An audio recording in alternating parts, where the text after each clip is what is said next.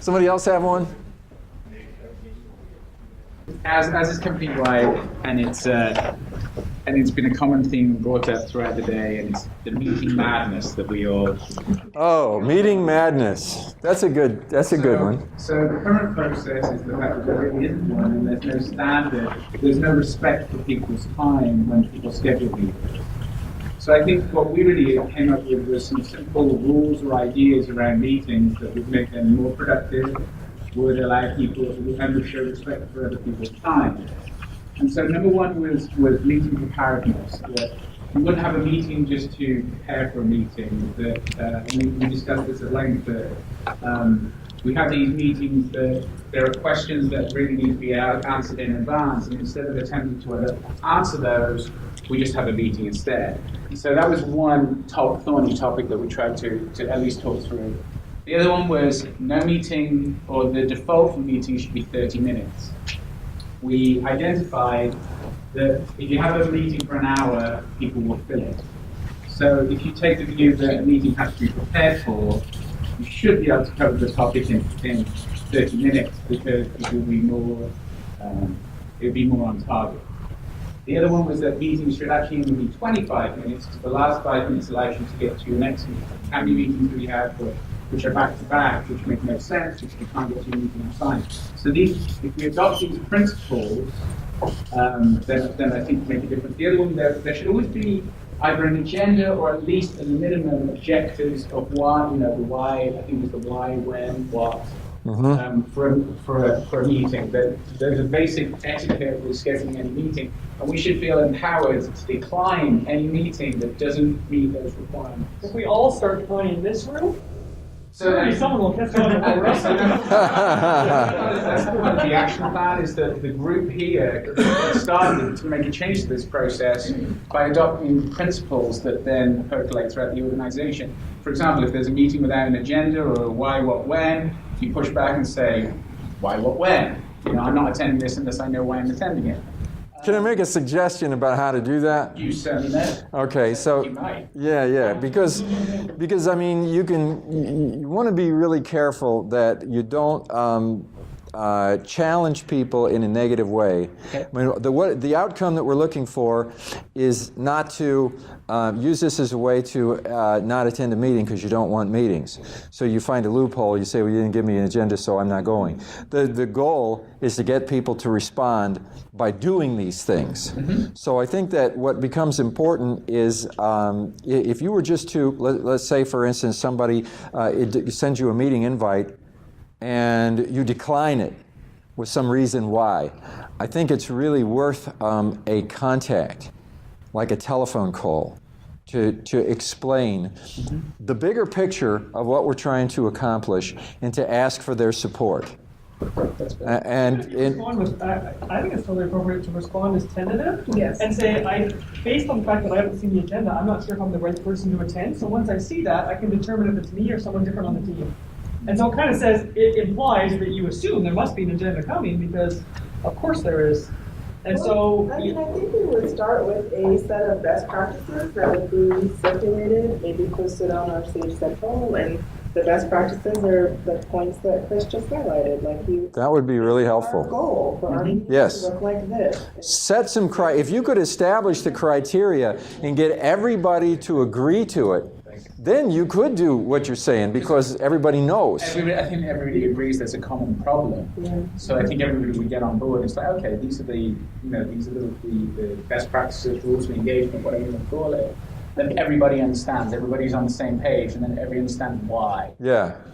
I had in the part one that I did for the few of you who were in there, one of the things that I had was the 10 commandments of an effective meeting, and it was just like 10 rules of things that you need to do. And I was doing a presentation with a group, and somebody in the group said, that reminds me, about 6 years ago, we had a consultant come in and do a similar kind of thing, and afterwards, we put these plaques together, and we put them up in every conference room, and it had a list of the key things to do for an effective meeting.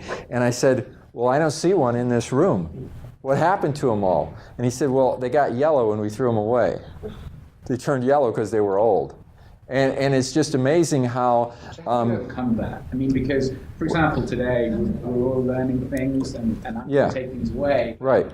You know, human nature is to, over a period of time, not to Yeah, you get, drift away. it's the ready, dip, gone thing all over again, because everybody gets fired up and they say, we're going to do this, and then for one reason or another, people fall into that dip, fall into their old habits, and if we don't have a way of challenging that, because we have to do, in the same way that individuals have this part of their brain that perpetuates habits, there's a collective habit mechanism in organizations that tends to happen as well. And it requires individuals to say, I am going to let people know when they're not meeting the standards. And then enough people to do that, because there's meetings taking place all the time. And you need enough people who are willing to stand in the face of some really bad looks or negative feedback that says, oh, what are you talking about? But that says, we're going to meet these standards, and just to hold it up until it becomes a habit. Mm-hmm. Because I find cultures and organizations that are terrible as far as productivity. They seem to be unproductive, disrespectful, all kinds of people not responding to emails, people being late to meetings, coming 20 minutes late to meetings, and it's okay. Meetings going over, so then you miss the next meeting that you're in. All this kind of lack of discipline, and it's rampant. This comes back to this concept of inspect what you expect, because if we're saying we're going to set these goals high, we're going to do meetings this way, we have to sort of have some way of inspecting. There has to be a periodic coming together that says, how are we doing? Where you sort of have a scorecard and you say, okay, but this is the problem. I was in this meeting yesterday, it happened, there's certain pockets of the organization where it doesn't seem to be happening at all, and then to figure out, what do we need to do at this point to really make it stick? And that takes individuals who are willing to do that. So what was your game plan in making this happen? Well, I mean, from the most, the grassroots level is, as Jennifer suggested, it's the people in this room. Just in this room to start here, okay. And because we influence or we interact with so many other people that when we hold meetings, that we hold ourselves to these standards, and then we perhaps explain why we're doing this. This is the format that we're using. People begin to like our meetings and begin to say, that makes sense, we should adopt that. I mean, you could do it from a very grassroots level. The other alternative, as Rachel suggested, is coming up with the best practices and socializing that through the organization and posting it on our corporate intranet as a best practices policy. I mean, you look at how many departments are in this room. This is a lot of change. Yeah. Legal goes back and you guys make some change, and finance goes back and makes change, and we make change, stage one makes change, and sales makes change. I mean, there's a lot of stuff when we take it back and start implementing some of the meeting best practices and whatnot. We can actually get a lot of stuff accomplished, I think, from the people that are just in this room. Right. If you say this meeting, as we noticed there was an agenda, I'm going to be sticking very closely to the agenda. We're going to be letting them know that 25 minutes after, because we took this time management and we're trying to do this. People start to want to go, I should do that. Like, you just model it by doing it yourself. People will start to, and they say, so they go to my meeting, that's how it is. They go to Chris's and it's like that. Then they have a meeting with legal, and it's like that. They're like, what's going on? Yeah. Maybe they'll catch on. Well, sometimes even dividing responsibilities and having a timekeeper and meeting minutes and various things, depending on the nature of the meeting, becomes really important, so that the person who's running it doesn't have to take all the responsibility, that there is this participation, that we are going to work together to make sure the meeting works well. So, good. Thank you, Chris.